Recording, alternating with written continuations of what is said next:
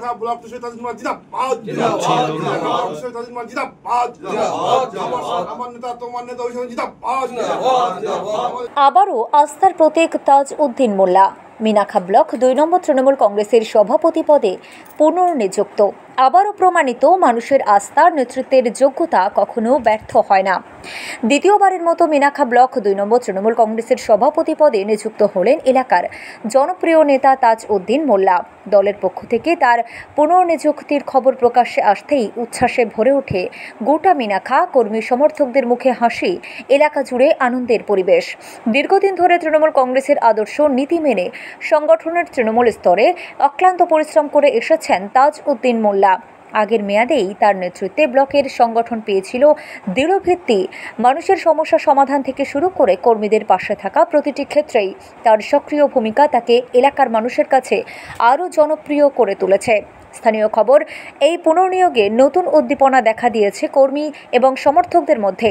তাদের বিশ্বাস, তাজ উদ্দিন মোল্লার নেতৃত্বে মিনাখা ব্লক 2 নম্বর তৃণমূল কংগ্রেস আগামী দিনে আরও শক্তিশালী সংগঠিত হবে। দায়িত্ব পেয়ে কৃতজ্ঞতা প্রকাশ করেছেন তাজ উদ্দিন মোল্লা নিজেও। তার কথায়, মমতা বন্দ্যোপাধ্যায়ের আদর্শ নেতৃত্বে মানুষের জন্য কাজ করাই আমার একমাত্র লক্ষ্য। দলের ভালোবাসা, আস্থার জন্য আমি কৃতজ্ঞ এবং আগামীতেও মানুষের পাশে থাকা এবং কাজ চালিয়ে যাব। এর পাশাপাশি মিনাখা 1 নম্বর ব্লকের নবনিযুক্ত সভাপতি সাইফুদ্দিন মোল্লা সংবর্ধনা দিতে আসেন। তার পাশাপাশি জানান যে মিনাখা 1-2 যৌথভাবে কাজ করে। মিনাখা বিধানসভা মমতা ব্যানার্জিকে উপহার দেব। রাজনৈতিক মহলের মতে তাজ উদ্দিন মোল্লার পুনরায় সভাপতি পদে ফিরে আসা শুধু একটি সাংগঠনিক সিদ্ধান্ত নয়, এটি নেতৃত্বের প্রতি আস্থা এবং সংগঠনের স্থিতিশীলতা, মিনাখার মানুষের ভালোবাসার প্রতিফলন। মিনাখা ব্লক 2 নম্বর আজ আশাবাদী, নতুন দায়িত্বে তাজ উদ্দিন মোল্লার নেতৃত্বে সংগঠন এগিয়ে যাবে আরও ঐক্যবদ্ধ শক্তিশালী পথে।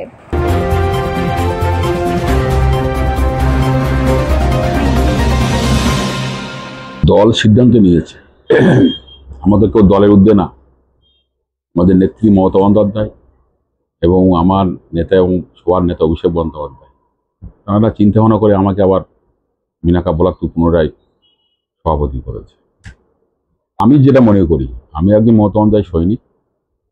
দল আমাকে দায়িত্ব দিয়েছে, যেটা দলের কর্মীরা দায়িত্ব, যে মমতা বন্দ্যোপাধ্যায় অভিষেক বন্দ্যোপাধ্যায় মিনাখা ব্লক সভাপতি তাজ উদ্দিন মোল্লাকে করেছে, তাই কর্মীরা আবেগে এবং ভালোবাসা সবাই চলে আসছে আমার কাছে, এসে সম্বোধনা দিচ্ছে। 21 সালে যা রেজাল্ট হয়েছে, 26 সালে আবার বিধানসভা ভোট। বিধানসভায় ভোটে আমরা 21 সাল থেকে আমরা আশা রাখি বেশি লিড দেব। যুব সমাজ তো আমাদের দলের মূল শক্তি।